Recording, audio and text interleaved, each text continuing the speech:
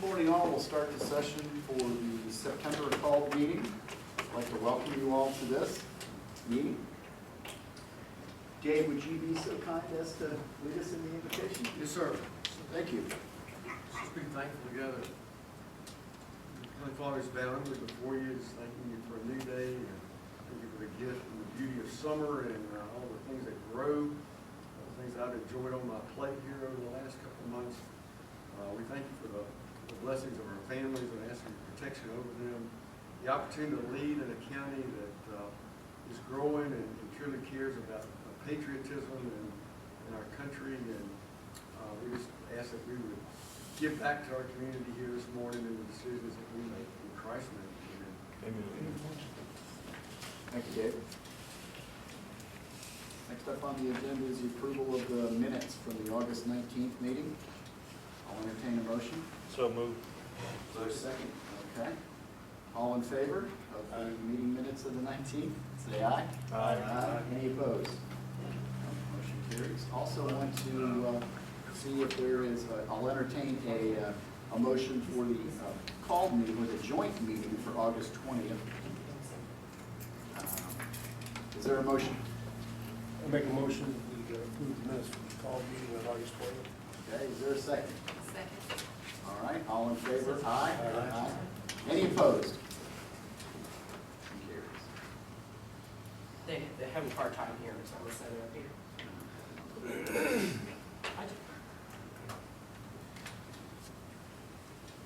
All right. Approval of the financial statements. You all received the financial statements in advance. Are there any questions?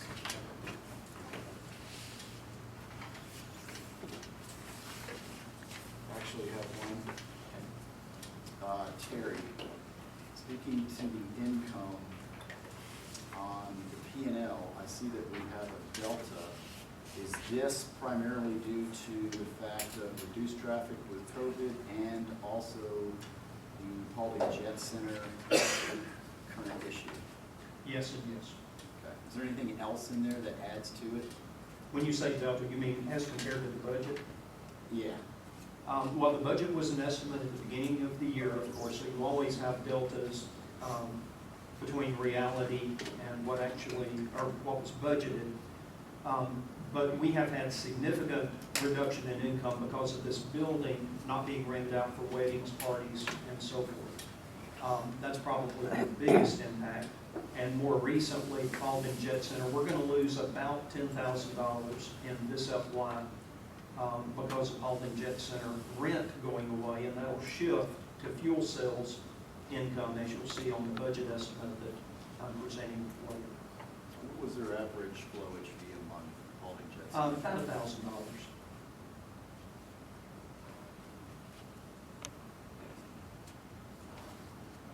Any other questions? I'll entertain a motion to approve the financial statements. So moved. Is there a second? Second. All right, all in favor? Aye. Any opposed? Who was that? Carrie. Is that Carrie? No, No? no, it wasn't me. Was it Tom? Me. Okay, Tom. Tom, okay. Thank you. All right, next up is the airport director's report. Okay, I've got a series of announcements. The first one is just to ask everybody to continue to remember Dan Nolan. He continues to be in the hospital, and one of our board members, and very, very sick, and we just need to remember to pray for him and keep his family in our thoughts and prayers.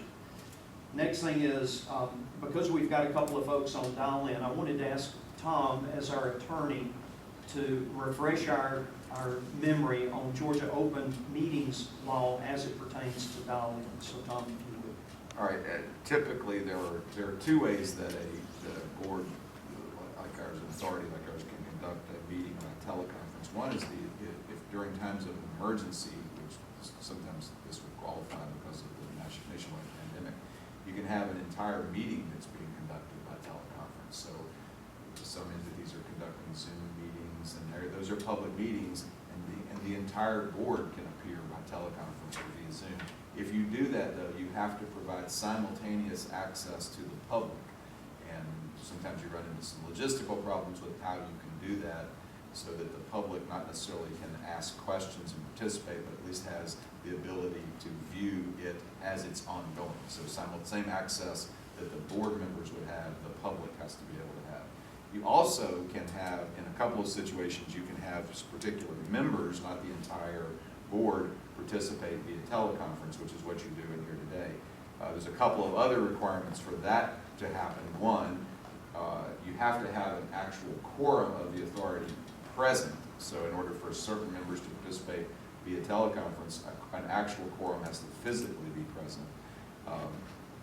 Two, the persons who are calling in can only do that twice during any calendar year. You can only participate via teleconference twice during the calendar year, and it's a requirement that they must either have their own emergency or be outside of the jurisdiction of the authority. So if they're out of town, like sometimes Mr. Tidmore a lot of times is out of town, then you can participate via teleconference. But the teleconference participation is limited to those circumstances. So that would be the only word of caution I would tell you, is that you can participate, but you do have to meet the requirements of the Open Meetings Act. So if anybody has any particular questions, I'd be happy to. Hey, Tom. Yes, sir. I'm not out of town, so I guess I just need to hang up and I can check in later with Terry or something. Well, it's basically, the question is whether, let me look real quick and just make sure, there's two different requirements for being out. It's also, for instance, if you have your own health issue. So in other words, if you had a health issue that would prohibit you from attending. So, and including in this time, in a pandemic time, I mean, I think the courts certainly have taken a broader view of that. So even if you had your own health issue that said I had some reservations about being in a public meeting, but again, you're limited to 2 times per calendar year that you could do that. So that's really, Tommy, Mr. Morris, that's really up to you as to whether you think you fit within that criteria. But it's either outside the jurisdiction or you have your own sort of health issue for not being able to appear today. For instance, a perfect example would be Mr. Nolan. If he decided that if he could have attended via teleconference, he would have clearly had a health issue that would have prohibited him from being here in person. No, I don't have one, Tom. I'll just go ahead and hang up, and that way it won't be an issue. Is there any problem, any issue, Tom, with him just monitoring but not voting? Oh, no, he can stay on the phone. I mean, there's Yeah, nothing to yeah. stop him from staying on the telephone, but it would be basically, the minutes would probably then reflect that Mr. Morris was not present. He's just listening in. Anybody can do that. So Tommy, you're welcome to continue to listen in. You just probably should not vote. Okay, I understand. Okay. Is that it, Tom? That's it. Okay, back to announcements. Just some dates that I want people to be aware of. Next Monday is Labor Day, so the airport will be officially closed. Our policy has always been that we follow the county holiday calendar, so if the county is closed, we're closed. And so next Monday will be an official holiday here at the airport. On September 15th and 16th, Randy Foster and I will be traveling to the vacation mecca of Central Georgia, Americus, for fueling training by our fuel supplier, Perry Brothers Fuel. And since that conflicts with our regularly scheduled meeting on September 16th, that's why I had asked y'all to cancel that meeting at our last meeting, which you did. I just want to remind everybody that we're having this called meeting in lieu of the canceled meeting that was scheduled originally for the 16th. On the 17th, I have been invited to the Board of Commissioners for our quarterly briefing. We and the IBA, and I believe Stacy Chamber still briefs them also, right? So these 3 organizations brief the Paulding County Board of Commissioners on a rotating schedule. We don't all do it at the same time, and we typically do it about once a quarter. Now that hasn't happened in the very recent quarter because of the virtual meeting requirements and so forth. But they're trying to get back on track with that, and I will be giving a briefing to the Board of Commissioners at their regular meeting on the 17th And of course, all of y'all would be invited to be there or tune in and see that. And then, of course, October 1 is our FBO Go Live date, and we're making really good progress. I think we're on track to hit that date. A lot of moving pieces on that, but it's all kind of in the routine category now. So I think we understand clearly what it is we've got to do, what has to happen before October 1, what can be postponed until after October 1. And we'll be talking about that in more detail as we proceed through the meeting. Finally, the Hangar 1 office building, we had our initial fire code inspection yesterday. They had some minor findings that they want us to correct. There are things like they wanted to see some additional exit signs in the back hallways. Remember, we've got a hallway that goes behind the museum so that you can bypass the museum and get to the business center. And they've asked us to improve the signage there a little bit, and they asked us to add some door closers on any door that penetrates a firewall. We have 4 of those, so I've already ordered those. I'll be installing those as soon as they come in. And that was pretty much it. Some other just little minor cosmetic things that they pointed out for improvement. And so we'll get all of that taken care of. We'll reconvene the fire inspection, get that completed. Then we'll do what's called the cover-up inspection with Steve Turner's office. And he'll be inspecting wiring, HVAC, those sorts of things. And then we're done. We'll put the ceiling tiles in. We'll get our final inspection. We'll get our occupancy permit, and that project will come to a close. So we're very excited about that. And that's really all I have for this year. Thank you. When do you anticipate those offices being available for movement? I have to wait for the occupancy permit, so there are some things that are out of our hands as far as when I can get the inspection scheduled and how long it takes them to generate the actual CO. But I would say 2 weeks or less.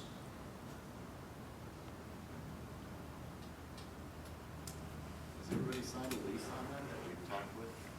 Yes. Matt? Matt has signed a lease, but we're still talking to him about the bigger room.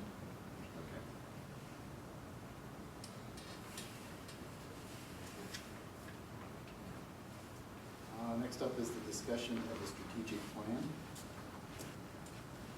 We have a guest for that. We do. We have Jacob Redwine and Chris Lowry, both from Holt Engineering. And Chris, I believe, is going to brief the actual design. Can I see everybody today? So And y'all won't have a copy of this in your package. so everybody has a printout of this exhibit, as well as all the projects I'm about to talk about is listed under the 5-year strategic goal in the agenda. So first I want to start out that this is just an exhibit of a more in-depth visual of the ALP. So this kind of, lays out everything with colors so you can see it a little better. So I'm just going to start project by project. So first, the drainage pipe is the blue line. That would be piped in for the whole module area, and that's represented by the blue line here. And that piping will have 10 to 15 feet of embankment on top of it. And if you see that hole over there, that 10 to 15 feet is not going to get you anywhere near the top. So next project is the Airport Parkway extension. So this would be extended out, basically taking out the hill, the big hill here behind the terminal. And that would be connected with the current parking lot. And this has always been in place of, the current access to the parking lot was always a temporary deal that we were going to always have this connection to the north. And then going in that, we're going to extend out the apron for the T-hangers, 4 future T-hangers. And then the cut from the hill right there will be placed over in the big hole to do these module expansion. So this will be broken out into module 1. So we would take that cut, move it here to module 1, and then we would have connecting taxiway, parallel taxiway, and a row of hangars, as well as a location for the future museum. And then also with that, there's a pink line on the exhibit. It's a sanitary sewer, so the project had gone to a certain location. It's called out as manhole 73 on the exhibit. That's a location where they had to stop. If they kept going from there, it was going to be in the air, you know, part of the field. So with this project, getting that hole filled in, we'll be able to extend that sanitary sewer here to the terminal. And so that's module 1. And then module 2 just goes into the next row of hangars and taxi lanes. And so that's more fill of that area. And then next will be module 3, which will be the last row of taxi lanes and hangars. And then the very last part is Ridgeline Taxiway, which is the very far taxiway right here. Also shown in blue is a future school location and also a future observation tower location. Is there anything else? Well, this is your chance to ask our engineer any questions that you've got. Harold Chairman, I'm not surprised that you would have questions. No, I think I know the answer to this, but I just want to clarify. In looking at the diagram here, which I really like the whole thing, removing the hill in the back, putting it over in the hole, is there enough unclassified material? I call it unclassified excavation because it's on site. Is there enough there to fill up all for those 3 modules? No. Okay. There's definitely enough for module 1, possibly module 2, but module 3 probably have to come from somewhere else. And the somewhere else is anticipated to be probably our 2 obstructions that we have on the 1-3 end. So we meet state requirements today. We do not meet federal requirements, which is why we're allowed to operate, because we do meet the state requirements. But we have always anticipated moving these 2 hills when funding is available. And that dirt will go either on our overrun areas or into filling modules 2 and 3. Okay, And we have so- some other. So it's all on airport property? It's We all don't on have to airport borrow property. any from somewhere else? That is correct. Okay, Yeah, we are blessed with soil. okay, good, thank you. But Chris, I would ask, on the easternmost taxiway there that just ends, Ridgeline Taxiway. yeah, I guess I don't see it labeled, but Right here. it doesn't connect back into anything.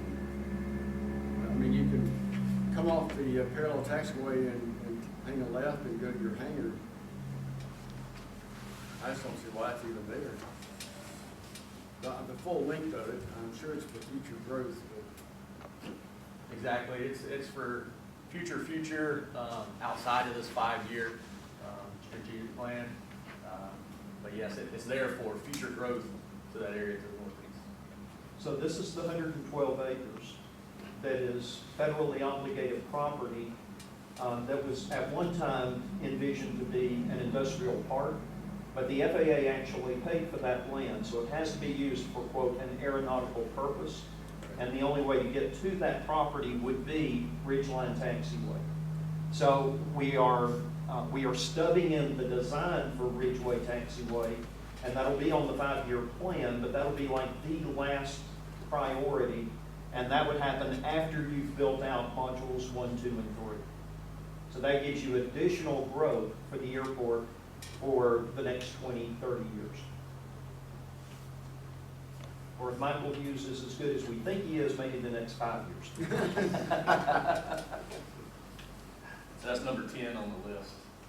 It's going down forward. Right. Any other questions?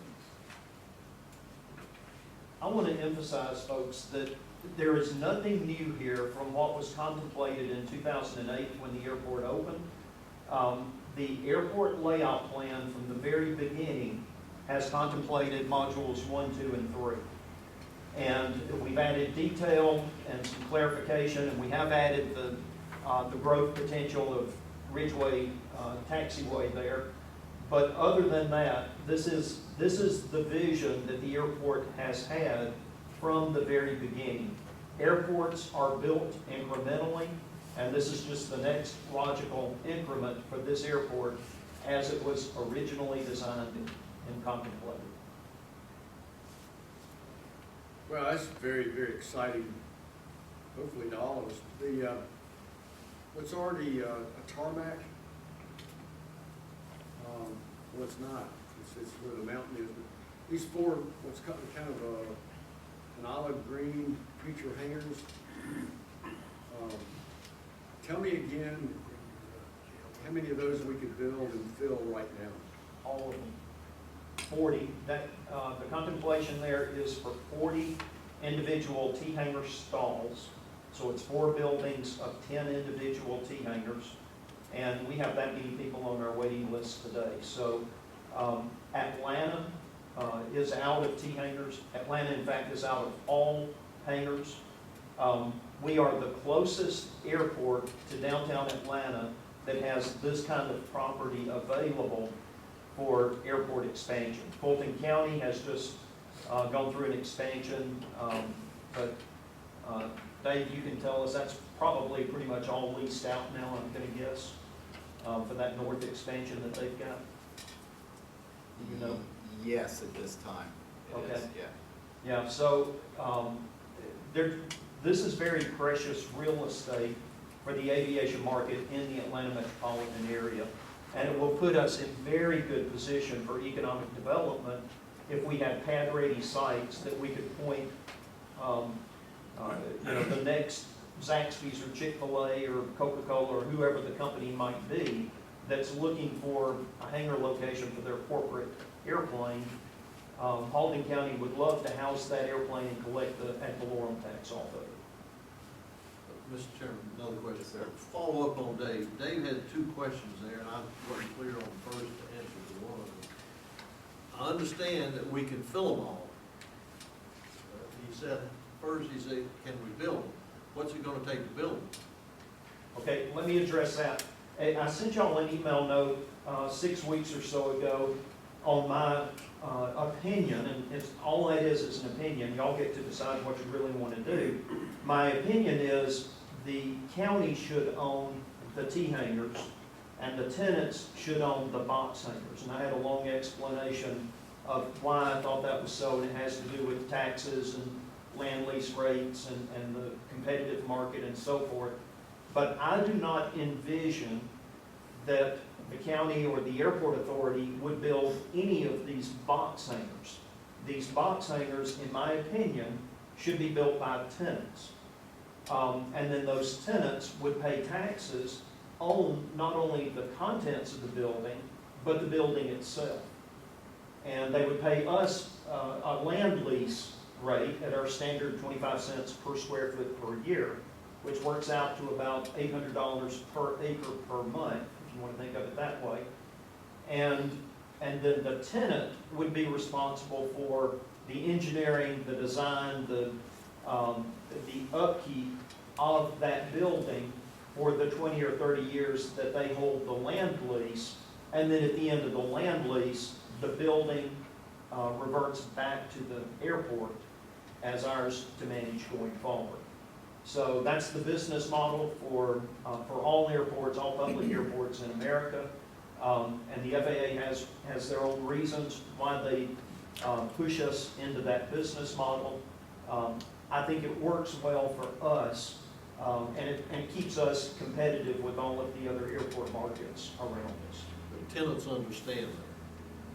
Well, not every tenant understands that, but they'll get the same story regardless of which airport they go to. It is very rare for an airport to have a pre-existing hangar unless it's one of these hangars that was built 20 or 30 years ago and has already reverted to county ownership. So those hangars are available, but the majority of this type of hangar, the vast majority of them, are built by tenants. You said that the tenant would do the engineering, design, I guess construction. would we be better off if we had a standard We do, it's called our minimum so they standards had to go document. by and not throw something out there that Absolutely. we don't like? So this is your equivalent of your homeowners association, Okay. covenants that go with the property. We have the same thing, it's called our minimum standards document, every airport is required to have one.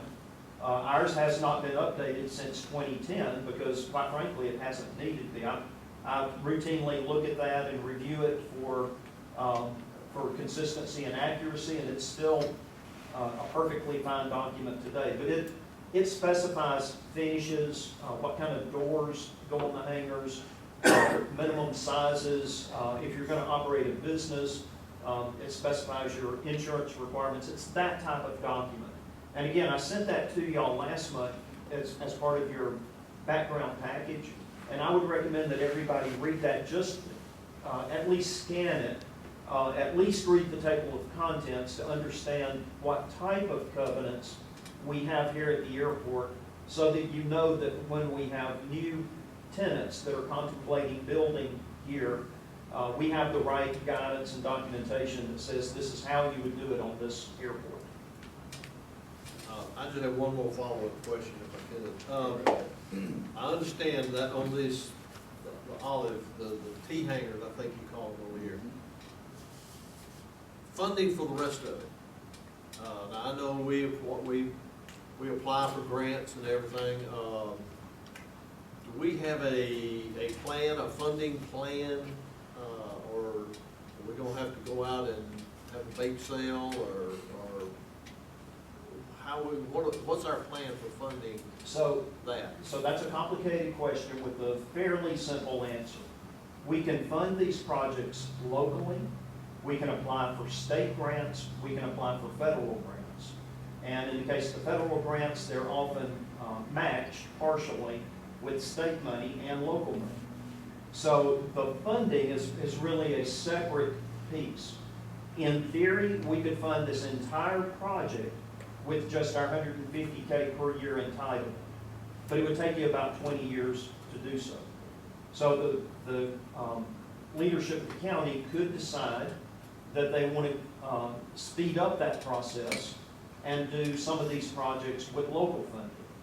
And so that'll be negotiations that we have with the Board of Commissioners in particular, to decide if they want to pre-fund some of these, and that could be done in one of two ways. We can fund this with the intent of getting a reimbursement, or we can fund it with local money with no reimbursement. You might ask, well, why would you not automatically proceed with reimbursable money? And the answer is because that ties you into certain federal requirements which greatly amplify the cost of the project. Davis-Bacon being one, that concerns the labor rates that are paid to the workers. DBE, Disadvantaged Business Enterprises, is another. It concerns the percentage of the project that has to be steered to small and disadvantaged businesses. And those types of requirements drive the total cost of the project up by as much as 40%. Also, if you spend all of your money in reimbursable projects, then you've tied up your airport for the foreseeable future, because what the FAA is then going to do is they're going to give you your $150K a year until your reimbursements are paid off. And for projects of this magnitude, that might be 10 years. And so you're saying, I'm not going to take any more federal money for any other current needs, including safety needs, for the next decade. And we may choose to do that, or we may choose not to. So the funding is really a separate issue from the direction. So what I'm asking y'all to do today is to understand the technical details of what we're presenting enough that you can endorse the direction that we're moving in, and then that will allow us to update what's called the CIP. That's our 5-year plan that we have to present to the FAA, which is updated every year. And that 5-year plan would then be built around this high-level strategic plan that lists each one of these construction projects individually. And that allows us to tie our funding request to our vision.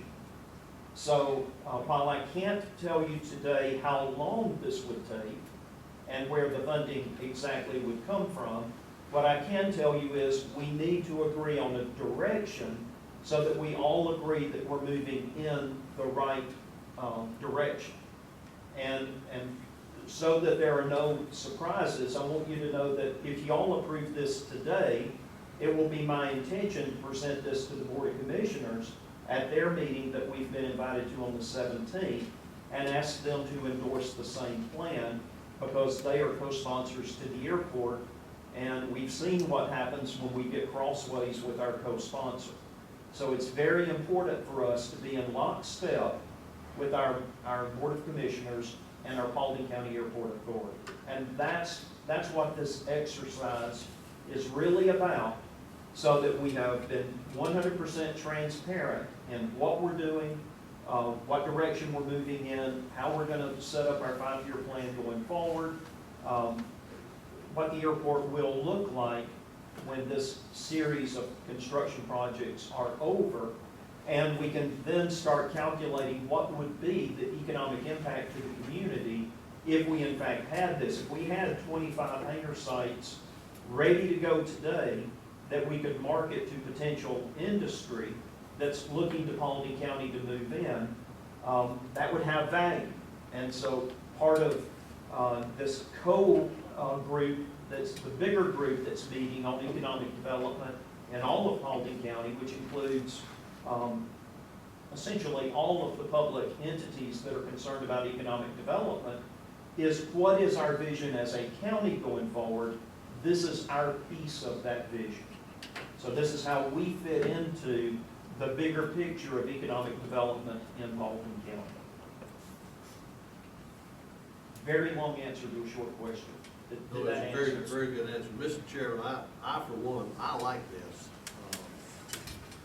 I'm all for economic development. I'm all for jobs in this community. I'm all for people who live here, work here, and bringing everything we can to this growing community. And I think this plan is well thought out, and I think it lays out for our future for the next several years. It puts us in a good position. I like this. Thank you, Harold. Terry, speak to the cost of the T-hangers roughly. What do you anticipate that build-out to be for those 4? So the best data point that I can point to, the most recent set of T-hangers that were built within 40 miles of Atlanta that I've been able to identify are about 30 new T-hangers that were built at Carrollton, and their cost per building was on the order of $150,000 to $200,000 per building. So, so if you built out all 4 of these T-hangers at one time with the infrastructure around it, you're looking at roughly $1 million. Okay. And in Module 1, what is the max site for those future hangars? You mean the max size hangar you could put on, Yeah. on one? So they're laid out basically for 12,000 square foot hangars.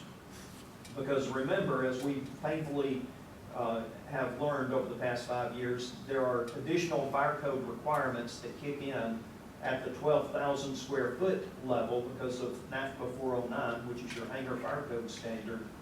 And that drives you to sprinkler systems and foam systems and whatnot that are very expensive to install and maintain. And so we are planning for hangars that would be below that size. However, if a company wanted to come in and lease 2 or 3 or 4 adjacent lots and put up a bigger hangar, they certainly could, but they would be responsible for all of the engineering and design costs, including running a 12-inch water line from the big water tank up here to whatever the location is. So in my opinion, that's prohibitively expensive. But there might be a company out there that we find that would be willing to pay those expenses, but that is not, in my opinion, a reasonable cost for the public community to pay. It's similar to when a builder comes in to build a subdivision, freestanding individual home subdivision. Typically, the public does not pay for the sewer lines, the water lines, all of the utilities, the roads, the grading, to build the site. but they have to build it to public specifications. And when it's done, when the work is completed, the project is then deeded to either the city or the county for maintenance going forward. This would be similar in that I do not propose that we build the infrastructure for anything larger than a 12,000 square foot hangar, and that burden would reside on any potential future tenant who had something bigger in mind than what we could easily support on public money here. So again, that's all personal opinion, but based on having been the manager of this airport now for several years and talking to our fellow airports around the state and how they have done projects of this sort, that seems to be consistent with how airports are being developed throughout the state.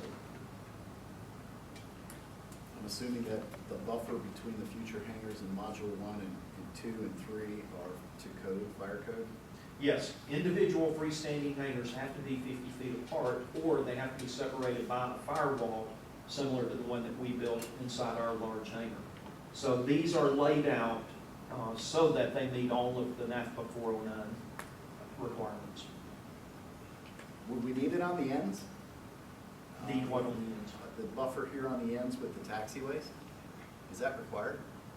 Are you talking about the width of the taxiways? This area here, since it is a taxiway, do you still? So need- that's your object-free area required for the taxiway. So the taxiway has pavement, which the width of the pavement has to meet certain specifications. And then you've got additional buffer that is called your object-free area, basically, your protected area. So that, for example, when the G650 lands here on our taxiway, the wingtips are on the runway and then gets on the taxiway, the wingtips of the airplane extend beyond the concrete. And so we have to maintain that, that overage, if you will, as what's called an object-free area. And so part of this green space is exactly that. It's a protected area for your taxiway. But it would still meet the code if you paved it, right? Oh, yeah. There's just no reason to spend money. You need the pavement for your landing gear. You need the green space for your object-free area. Okay, so that kind of drives the design requirements for how wide the taxiways are, whether or not they're passing taxiways as these are shown.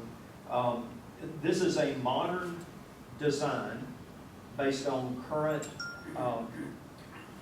help me out, Jacob, what's the number? Is it 1050? Come with the design? Yeah, the design handbook is there. 5300.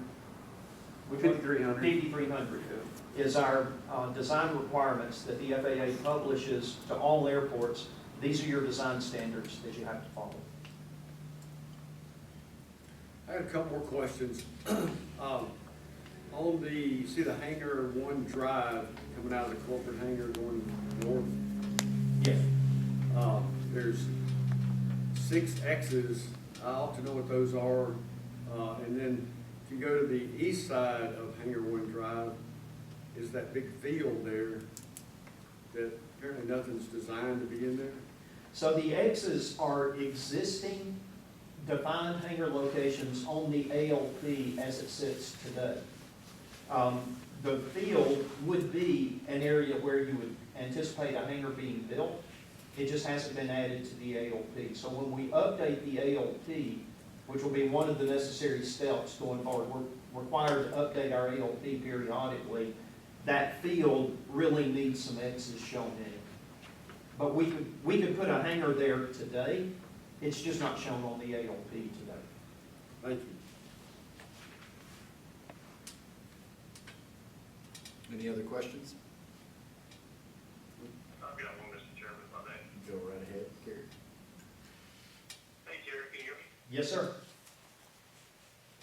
Hey, I just was, in considering our plan and the kind of the process you described with respect to the tenants basically building their own structure and us having to provide a pad-ready site.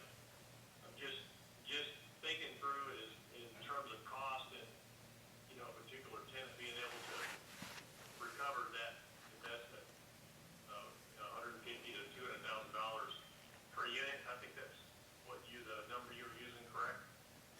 Well, we were talking about the T-hangers, and I'm proposing that we build out the T-hangers so that we can control the rent rates and so forth. We don't have an estimate for individual box hangers. That depends on how big the box is. But it'll be more than $100,000. When you describe the T hangers, 150 to 200,000, you're really talking about a larger unit, like a size for a corporate aircraft. You're not really talking about general aviation aircraft. No, I'm talking exactly about general aviation aircraft, and that's $100,000 to $200,000 for the entire building, not for the individual T. Yeah. Yeah, so what we're considering is a situation sort of like what we have, that we would have a private owner come in and wish to pursue that initiative to build that entire structure and have so many units within inside it that they would sublease out. That is not what I'm recommending. What I'm recommending is for all of the reasons, and it's beyond scope of this meeting, but I sent y'all a very detailed email note a month or so ago about my thought process of what we should build and what we should land lease and let a tenant build. And for lots of reasons, I believe the business model is stronger for us owning T-hangers and tenants owning boxes. Now, at the end of the day, that's going to be y'all's decision to make, and we're not making that decision today. Today, all we're doing is saying, whoever builds T-hangers, this is where they're going to go. And whoever builds box hangers, this is where they're going to go. So that's what's on the table today. Yeah, okay. Yeah, I was just thinking through, what kind of, how attractive would that be, particularly based on the investment, the potential for return over that 30-year period. It's all going to come down to a number of units, within that structure, and how much, are they going to be able to get that back? That's what I'm trying to think through. That's right. That's the economics of the actual build of the building, which is a separate discussion from where would the building go.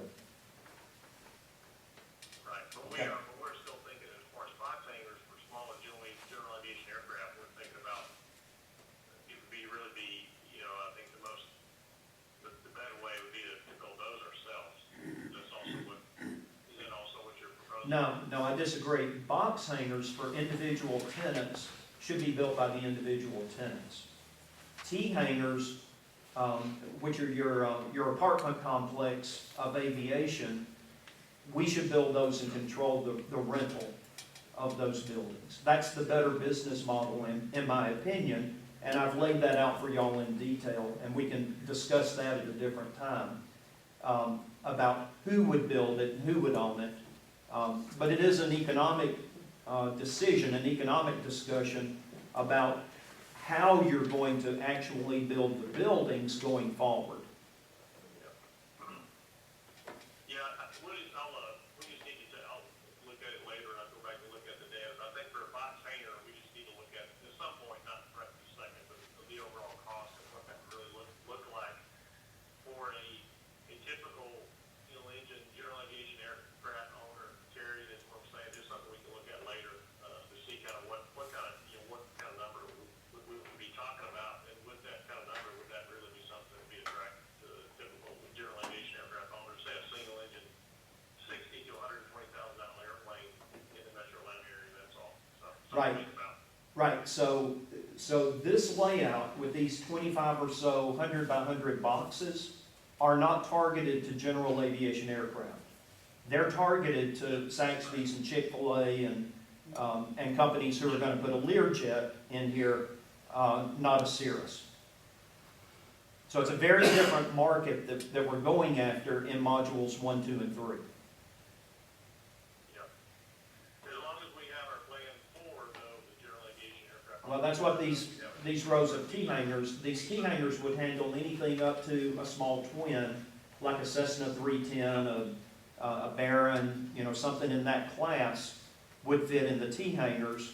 And if we had adequate numbers of these, there would be no reason why an individual owner would need to go build a 60 by 60 would be the typical size there. The reason why an owner would want to do that today is because these T-hangers don't exist. But if we had adequate quantities of T-hangers. That's the more economic solution for the piston market. Yep, okay, thanks. Okay? John, do you have any questions? Mr. Morris?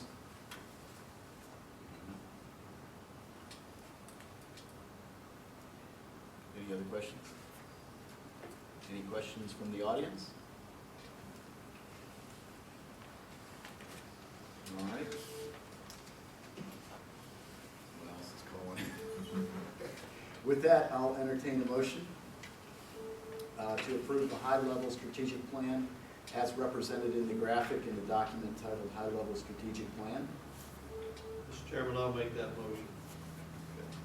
Do we have a second? Second. All right. All in favor? Aye. Any opposed? Carrie did say aye. Any opposed? Motion carries. Thank you, Chris. Next up is discussion of insurance requirements for the FBO. Okay, so I'm going to broaden this just a little bit to discuss all of our insurance requirements here at the airport, because it's important, I believe, for y'all as a board to know what are we paying for and why. So prior to taking on the responsibility of managing the FBO, we had about $40 million worth of property here in this building, the big hangar, our instrument landing system, the concrete, the fencing, all of the infrastructure that makes up the Paulding County Northwest, or Paulding Northwest Atlanta Airport. All of that is qualified to be covered under a program called ACCG. That's the Association of County Commissioners of Georgia. And that is a quasi-governmental insurance program that all of your, 159 counties, I think, in Georgia have co-opted together to set up this combined risk pool. And we, as a political subdivision of the state of Georgia, qualify for coverage under that program. Our policy on that is about $20,000 a year. That covers our all of our liability, all of our physical property that we have here. That's a great insurance program. Even though that's a lot of money, that's a great premium for the volume of coverage that we have here. And given the number of lightning strikes and tornado hits and all of the history that this airport has had in its now almost 12-year existence, that has proven to be a very, very good insurance program for us. However, that insurance program does not cover airport operations. So sometimes called hangar keepers insurance and general liability for airports, ACCG isn't in that business. So, so I have worked through an insurance company called Jim Gardner Insurance, well-established broker in the state of Georgia. And they are just that. They're a broker. They actually represent multiple, over a dozen insurance companies that they can get quotes from. And I have been taking counsel from them on what are the pieces of insurance that we are missing here. That if we're going to run the FBO, we need to add to our insurance portfolio. And they are as follows. Number one, we need a general airport liability policy. That covers fueling, towing, any hangar operations, lineman services, things of that sort. So once we have a fuel truck here that we're responsible for, if our employee driving that fuel truck backs it into the back end of an airplane when he's backing up the fuel, somebody's insurance is going to be expected to cover that, and we need a policy to do exactly that. So that insurance, the premium is going to be $8,016 per year from the low bid, okay? It's actually not the low bid. The low bid was $7,475, but the coverage was not near as good. And I can send this to y'all so that you can see what all of the limits and the types of things that are covered are. But for purposes of this discussion, I want you to understand the price so that you can understand what we're going to be spending going forward. But it's an $8,000 insurance policy for that piece. Is there a deductible on that? There is a deductible, well, it depends on The incident? the incident. Yeah, so you can see there's a whole table here of things that are covered. So you'd have to look at each individual thing to see what the deductibles are and what the limits are. What's the largest deductible? I think it's $1,000. Now, the next piece that you need to be concerned about is, okay, we're going to be fueling very expensive airplanes. What if there's an incident affecting that airplane? Well, Perry Brothers Fuel, who we have selected as our fueler, as our fuel supplier, just like all of the fuel suppliers in this industry, they carry a $50 million policy that we will be listed as an additional insured. But that policy has a $1 million deductible. So this is essentially bridge insurance to get us to that $1 million policy. So for fueling mishaps, we're actually covered under a $50 million program. And that's consistent with what all airports in America pretty much are doing. All of your major fuel suppliers, Shell, World Fuel, Phillips 66, who is our flag that we're going to be under, they all carry $50 million worth of liability insurance with a $1 million deductible. So we're expected to cover the first $1 million. They cover from that point on up to 50. So that's your general aircraft, or excuse me, your general airport and hangar keepers insurance. Does anybody have any questions about what that covers and why we need that insurance policy? And that policy is $1 million, which takes us to the bridge, correct? Correct. Okay. That gets you to the access to the $50 million bridge. And how much is that? That is $8,016 per year. Oh, that's all encompassed in the general airport liability Yes, policy. all of that is covered under that policy. That's your hangar keepers, what's your general airport business operations, your premises liability, premises medical in case somebody gets hurt, not including your workers. That's workman's comp. I'll talk about that in a minute. But if you had a pilot or a passenger who was coming off of an airplane and slipped and fell on the ice coming to the terminal building, it covers that kind of liability. Hangar keepers is if you're pulling an airplane out of a hangar, towing, basically that's your towing insurance. When we have the aircraft under our control, let's see, fire liability in case something burns up, fueling operation causes fire from a spark because the airplane wasn't grounded properly and the airplane's damaged by fire. You've got that kind of coverage, and it goes on and on. So it's a very comprehensive policy.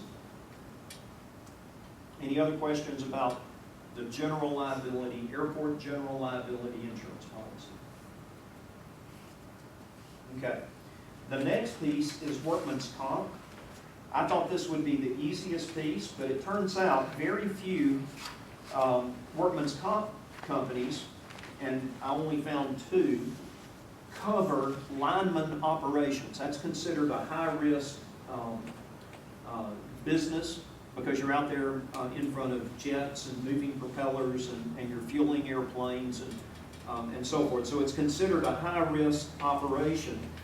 And just to give you an example, clerical workman's comp is typically 13 cents per 100. Lineman workman's comp is typically $3.33, or 300 times what your clerical would be. So for us, for our anticipated lineman payroll, and you pay so much 100 for your payroll to get to your liability insurance, bottom line is $2,588 per year to cover about $100,000 in payroll for our FBO operations. So are there any questions about that? With the exception of price, it's very straightforward. Okay? And then the next piece is our commercial auto. So my first thought was, we've got these two Ford trucks that the county has donated to us. They're not new. One's a 2003 and one's I think a 97 model. And so I said, well, what if we use that as a crew car? Because our primary coverage, remember, is under ACCG, and that covers Yolanda, Randy, and I operating those vehicles either here or off the airfield. Well, the problem with that is it's a truck. And as soon as you start saying what is crew car coverage for a truck, that puts you in a whole different class than a sedan. And so the insurance for insuring one of our trucks as a crew car was going to be over $5,000 a year. Well, that's a non-starter. So I went back and said, okay, 4-door sedan. Well, now there are a whole bunch of questions you have to answer on that.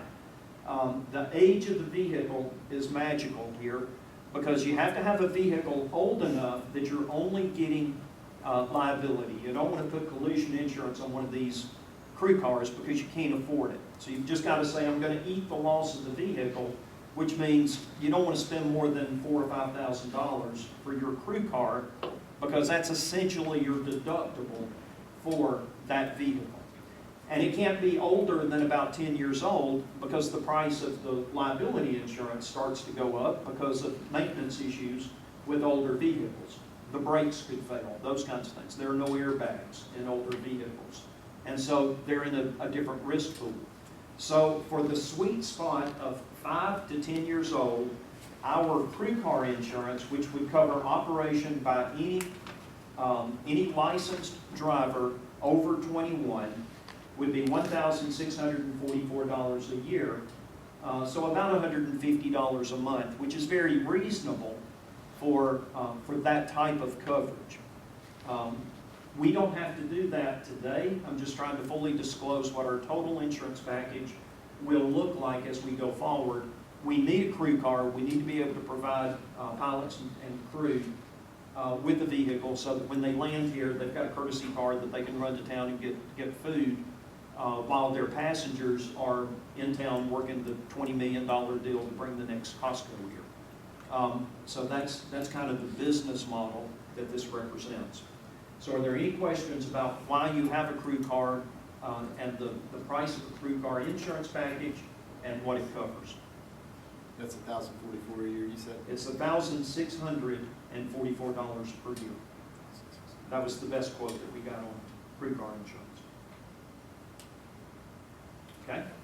So the last piece of insurance that we need is we're going to be leasing a 3,000-gallon fueler from Perry Brothers Fuel, and part of that lease requirement is that we carry insurance on the loss of the vehicle itself, because we're leasing a $75,000 item.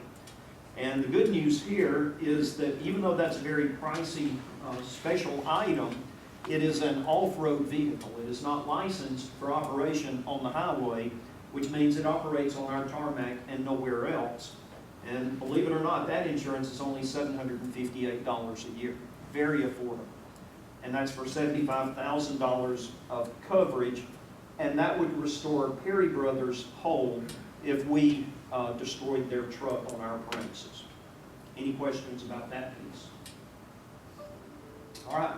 So that is the insurance package. I don't really need a vote on anything, because all of these are, number one, they're going to be part of your budget when you approve that, and number two, the individual pieces of this are all well below the spending authority that I have. But I wanted to fully disclose what we're spending money on and give you an opportunity to ask any questions about what we're insured for. And if you can think of anything else that would cause you concern as we're entering in the FBO business, now would be the time to bring that to the group's attention and make sure we are covered from a liability standpoint. So Terry, I see with all that, we're looking at $13,000 a year, roughly. That would be for everything except ACCG, which is about 20. And since we're not having a crew car yet, we're really only looking at about $30,000 total for our total insurance package, $20,000 of which we've already paid with ACCG. We have to pay that every July 1st. Yeah, it looks like it's $19,106 a year for Yeah. ACCG. Okay. questions? Okay. With that, I'll entertain a motion. No, we don't need to vote on it, do we? Not voting on it, sorry. All right, we'll move on to fiscal year 21 budget, proposed budget. Everybody should have a copy of this. Anything that you want to explain off the bat, Terry? Let me get that in front of me. Yep. So normally, we would approve the budget at our June or July meeting. Because we had so much, we canceled the July meeting. And by the time we got to our August meeting last month, we had so much uncertainty about the direction that the FBO was going to take that I wasn't prepared to present a budget at that time. So this budget now reflects the business model that we believe we will be operating under for the rest of this fiscal year. So really, I guess the best way to approach this is to give you a minute to absorb it. This was sent to you electronically yesterday. Hopefully everybody's had a chance to think about it, and I'll be happy to address any individual items, or if anybody prefers, we can go line by line through the entire budget, but I bet you don't want to do that.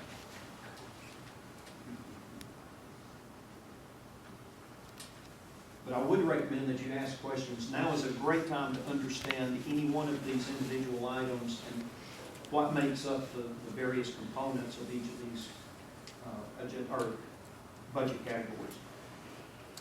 Right off the bat on income, government funding, that's quarterly, right? No, that $332,000 is our annual money that we receive, but we get paid quarterly. That's what I meant. Right. Okay. So our annual budget is $332,000, and it's in quarterly payments of $83,000. And again, we run July through June or June through July? What is it? It's July 1st through June 30th. Okay.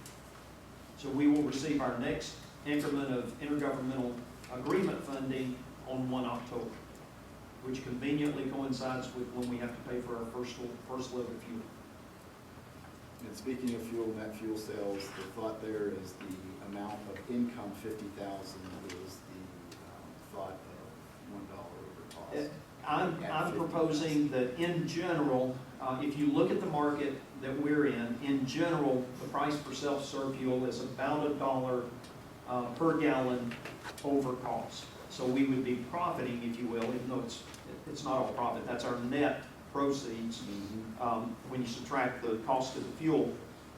And I'm modestly projecting that we're going to sell about 50,000 gallons for the rest of the year. Last year we, the airport, through Halden Jet Center, sold twice that, but we're in a COVID year, fuel sales are way down. I believe we can make about 50,000 this year, and then most of the people in this business are projecting that air travel will gradually pick back up over the next 2 or 3 years.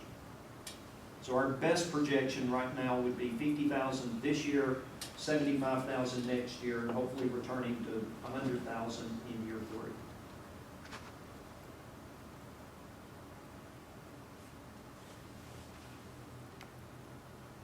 I see you've already got the insurance we talked about. Yes. Yes, that's why I wanted to have the insurance discussion first, so that you understood what this 30,000 covered. The $24,000 hangar rent income is? That's Johnny Jenkins. Okay.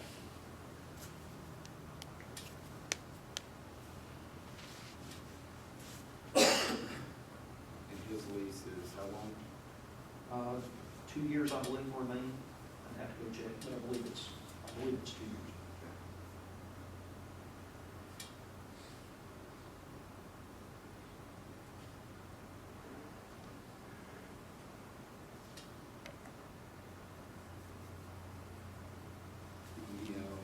Payment is the build out of?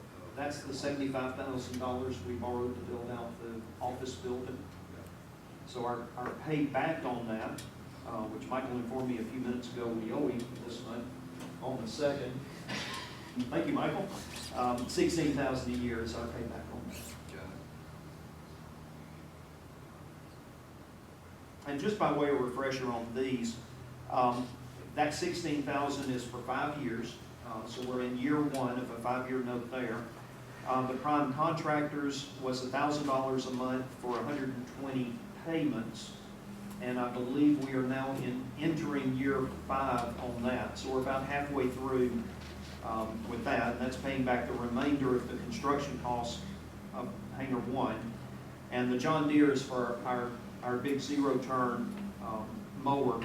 And that'll be paid off at the end of this FY. So we're in the final year of that note.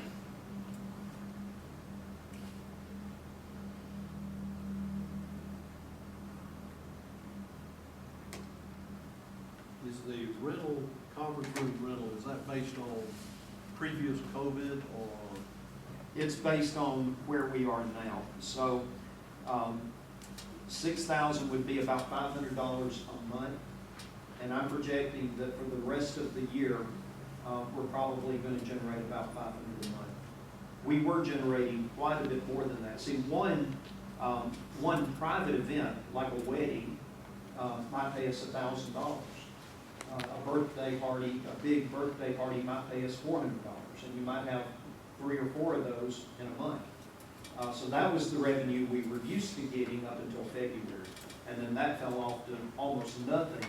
And now we're beginning to gradually build up to a few smaller events. And so I'm projecting that we're going to generate, on average, about $500 a month for the rest of the year. Does that include the church rental? No, the church rental is in terminal building office rental, that 15,000. So that's the church rental, and this other office space we've got over here, the chamber office, all of that goes into church, or into terminal building. $1,000 wedding always going to guarantee this. No kidding. That's if you rent the entire facility. The model there is you have the ceremony up here, you have the reception downstairs, and you use several of the other spaces we've got for bridal dressing and so forth. And is that the right price? Yeah, $1,000 for that. I have to look at my facilities manager to my right to make sure I've got that right. But if anyone wants to rent this facility to get married, we're open. Not everybody elopes here. Believe it's a lot cheaper. Fuel truck lease, we get 6 months free. Yes, so the fuel truck is $1,000 a month, so that would normally be $12,000 a year. Right. 3 months have already passed, June, July, August, and September. So we're going to get from October to April free, and then we'll pay April, May, and June $1,000 a month, therefore $3,000. Next year, that item will be a $12,000 entry. But for this year, it's a real bargain.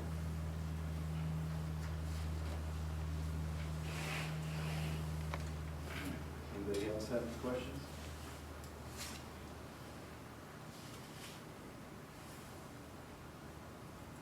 Now, with that said, I will entertain a motion to approve the fiscal year 21 budget. So moved. Got a second? All right, all in favor? Aye. Any opposed? Thank you. Duly noted, Gary, that you. Thank you. All right, I'll entertain a motion to enter closed session to discuss litigation, personnel, and real estate. So moved. Second. All in favor? Any opposed? All right, we will go into closed session and be back. All right, we'll call the meeting back into order. Report that no actions were taken during the closed session. Next up is to entertain a motion to adopt the Paulding County Civil Service Handbook as the Paulding County Airport Authority Handbook.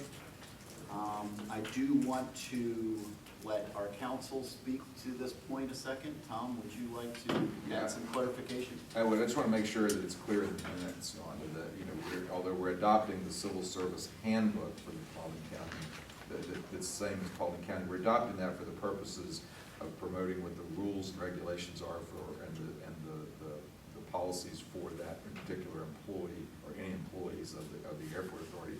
We're not making them civil servants. In other words, they wouldn't have the same rights as a civil servant who's an employee of the county, for instance, the right to have a hearing if they were terminated, all of those types of things. So we're adopting simply their rules and regulations that follow the employee, but not necessarily just throwing upon them the rights of a civil servant.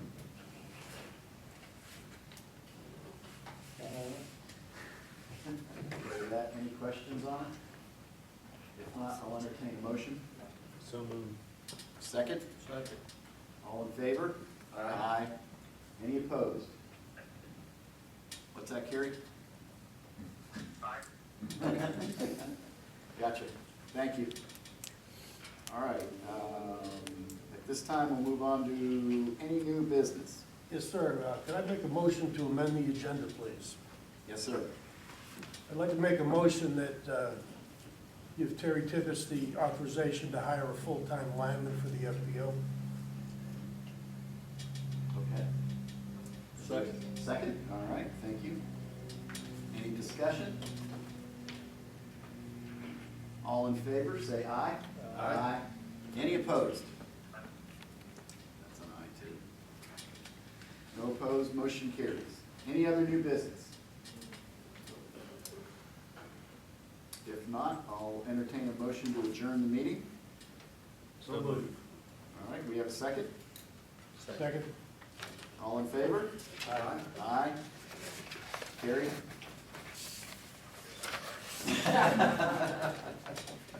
Any opposed? I think that would be some snoring.